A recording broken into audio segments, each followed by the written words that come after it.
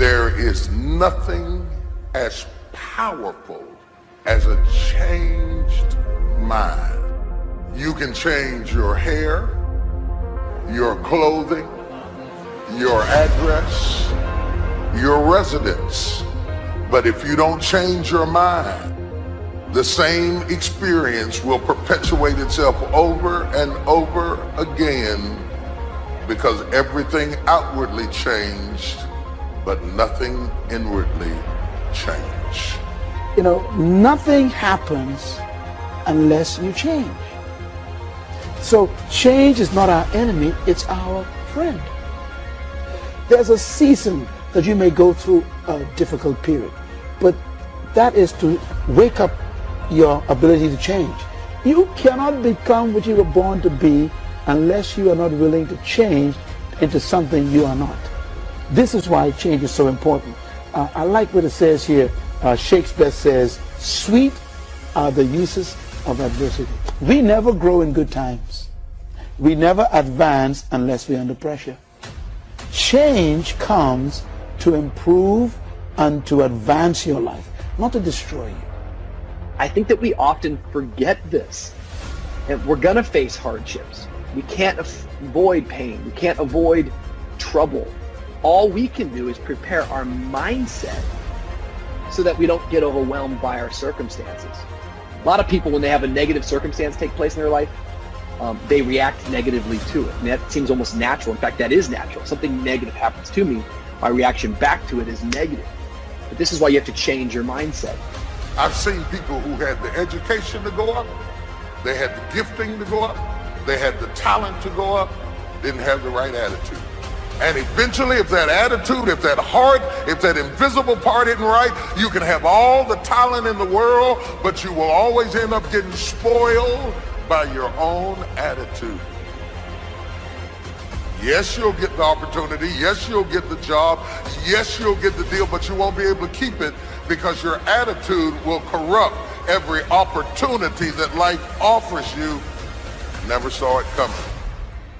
Life isn't what happens to you when you're looking. What happens to you when you're looking is called a plan. Life is what happens to you when you're not looking, when your guard is down, when your back is turned. It's going to work on a Friday morning feeling good and having your boss call you in. And you know she has a look on her face and you know that look isn't good. You know the economy isn't so hard and we've got to let you go. And all you can think about are those 3 kids you have at home. You know, life is coming home from work and finding that note on the kitchen table saying, "Hey, I can't do this anymore. I'm sorry, I love you, but I've got to go." And you're frustrated and you're betrayed and you're furious and you're angry, but all you want to do is hold them again. All you want to do is hear those words whispered in your ear, "I love you" again. No, that's life. How do you handle that? How do you deal with that, those sort of situations? You see, it's been said 100 times and I'll say it again. You've got to go through it. That's all it is. You've got to go through it. And going through it is not a function of just being courageous. It's not a function of just saying, well, I'm going to close my eyes and see what happens next. It's not that. It's really a function of 3 things. It's a beginning, it's a middle, and an end. And before you go through it, there's a choice. You make a choice to say, well, I'm either going to stay here or I'm going to be over there someday, somehow. It's a choice. So going through it and thinking about these 3 steps, beginning, middle, and end, you know, you can really save yourself a lot of trouble. And you can discover something more about yourself. It's called life and it's not personal. Stuff's going to happen. And if you make it to the 40-yard line, if you can make it to age 40, between 40 and 60, it begins to intensify. All kind of things happen. Between 40 and 60, my mother was diagnosed with breast cancer and finally died. Between 40 and 60, I was diagnosed with prostate cancer. Between 40 and 60, I went through a divorce from someone that I loved very much. Between 40 and 60, had a nationally syndicated talk show, highest rated, fastest canceled talk show in the history of television. Between 40 and 60, oh, life put a whooping on me. It ain't personal. It's called life. You know, I was homeless, man. I mean, you know, you're in a position where you're going, I got nowhere to go except up. I might as well keep hustling. I was in comedy. I just wasn't making nothing. All the money I was making, I was sending back home to my wife and kids.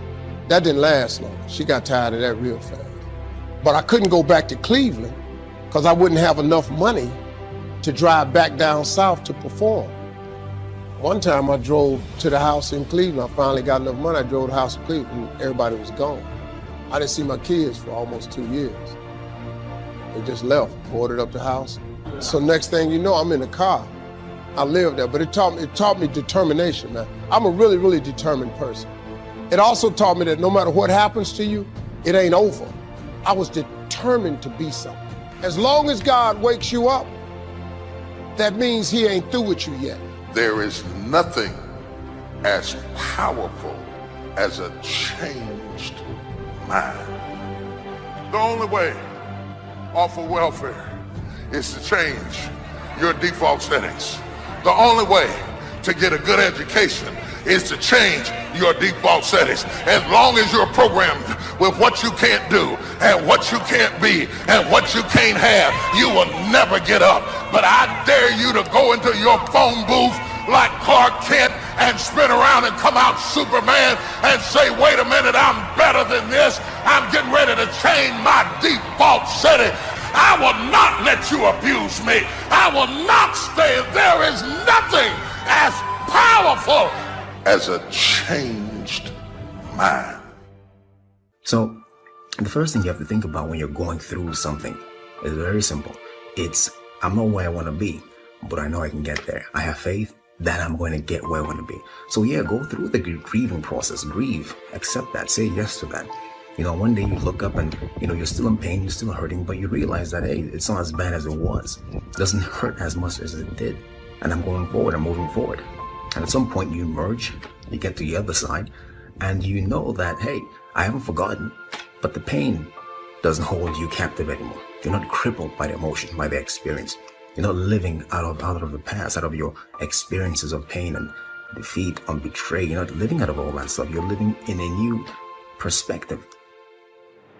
It's not what happens that determines the major part of your future. It's not what happens. What happens, happens to us all.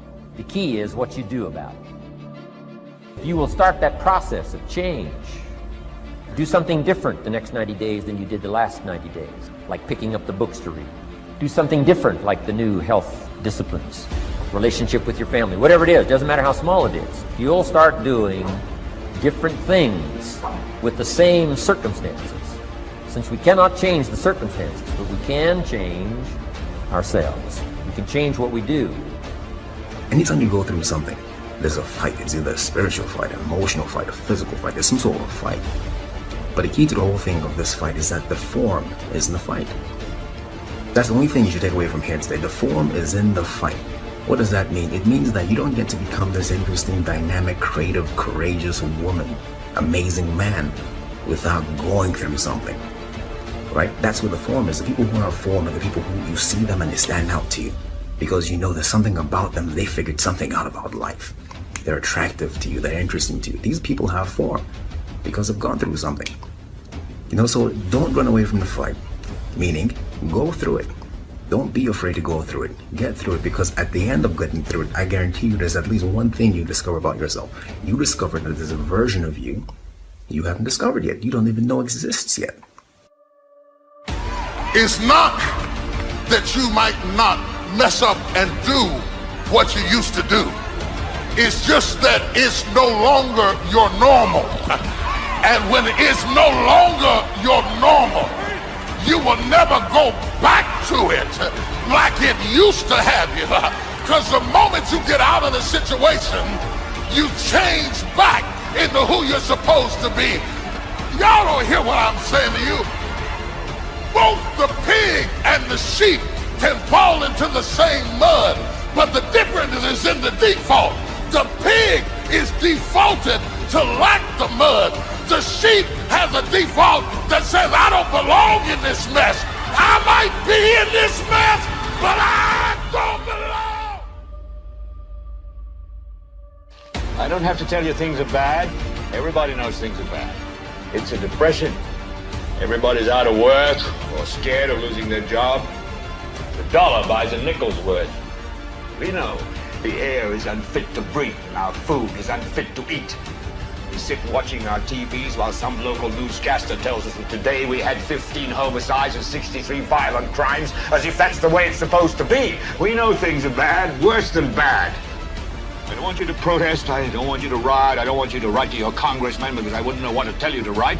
I don't know what to do about the depression and the inflations and the crying in the street. All I know is that first, you've got to say, I'm a human being. God damn it! My life has value.